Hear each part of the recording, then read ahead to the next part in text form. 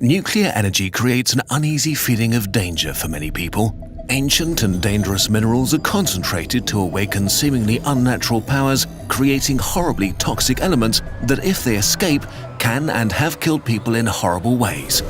How many people has nuclear energy killed, and how?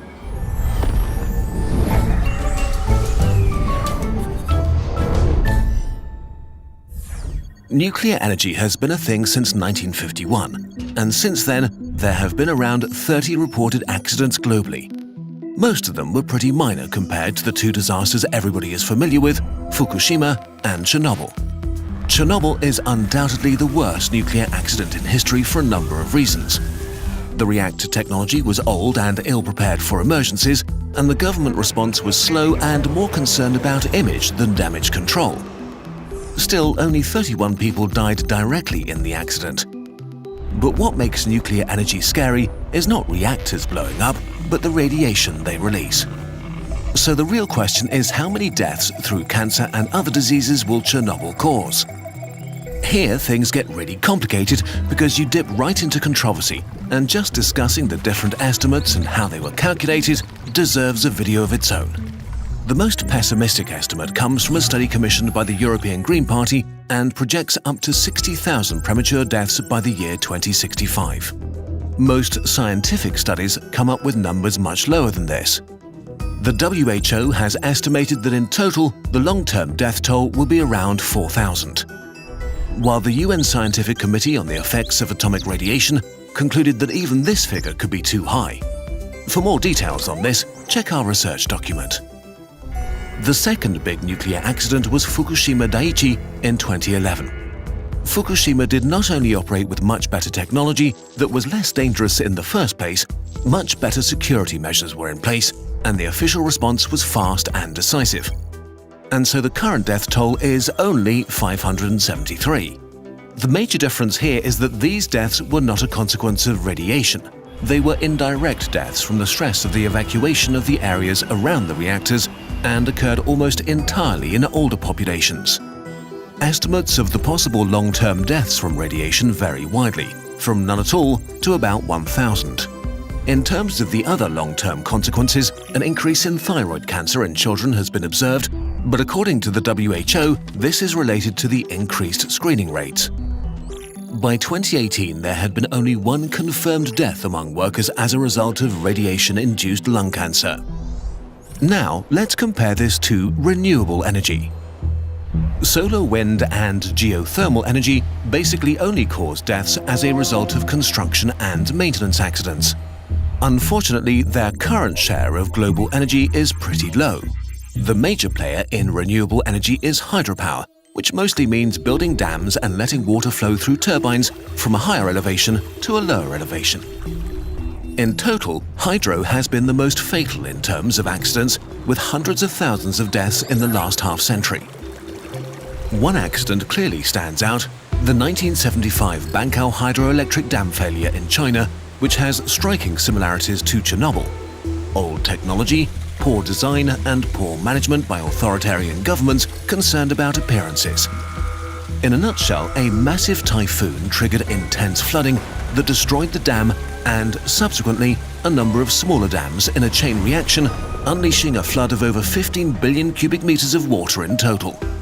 Kilometer-wide waves as high as buildings devastated thousands of square kilometers of countryside and countless communities. All in all, the death toll from just this one accident and its direct consequences is estimated to lie between 85,000 to 240,000. But all of these deaths caused by nuclear and renewable energy are actually negligible in comparison to the real killer energy source: fossil fuel, the most widely used source of energy and electricity. When we burn fossil fuels to heat up water and make turbines spin, or to cause mini explosions to move cars with internal combustion engines, gases like ozone, sulfur dioxide, carbon monoxide, and nitrogen dioxide are released into the atmosphere. Breathing in these gases disrupts lung function, which aggravates chronic conditions like asthma and bronchitis and causes a wide range of respiratory and cardiovascular diseases. But even more dangerous is the fine particle pollution burning fossil fuels causes. A mixture of solid and liquid droplets of poisonous substances as small as 2.5 microns in diameter. They easily find their way deep into your lungs and increase the risk of deadly diseases like lung cancer, stroke, and heart disease. Fossil fuel-related air pollution is the #1 cause of environmental-related deaths in the world. According to the WHO, it accounts for 29% of all cases of lung cancer, 17% of deaths from acute lower respiratory infection, 24% from stroke, 25% from ischemic heart disease, and 43% from chronic obstructive pulmonary disease. All in all, outside air pollution adds up to the deaths of 4 million people each year.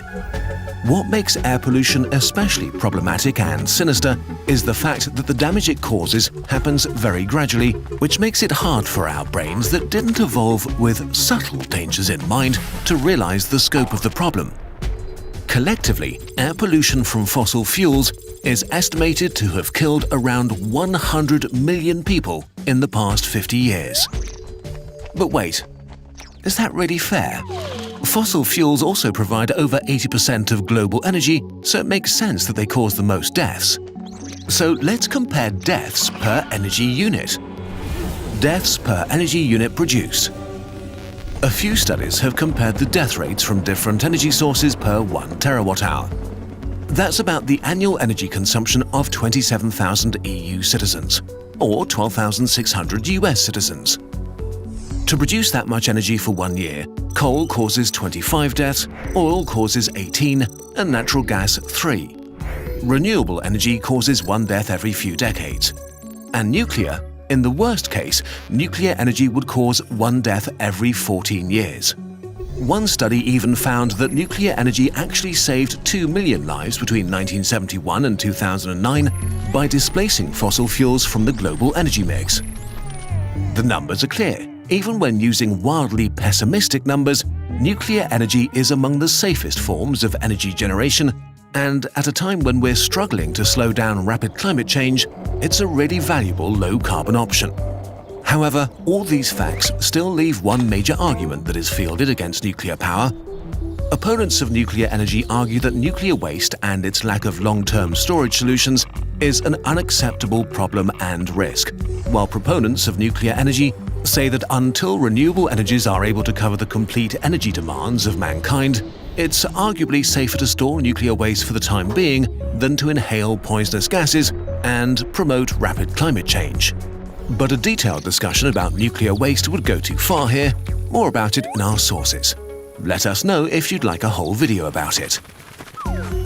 So looking at the comparative death rates, it's a bit concerning that some countries are replacing nuclear energy with fossil fuels, mostly coal. Especially Germany and Japan have been the most active in dismantling their nuclear fleet. In a ploy to appease the public, the German government shut down 11 of its 17 nuclear facilities and plans to close the remaining reactors in 2022. The immediate gap in energy production was filled by temporarily increasing coal production, the energy source with the largest health impacts and the worst consequences for climate change.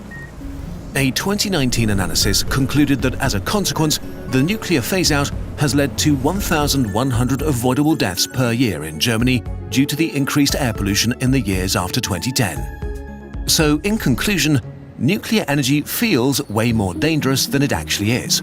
No matter how you look at it, the one thing we should strive to get rid of as quickly as possible are fossil fuels to prevent the deaths they cause each year and to slow down climate change.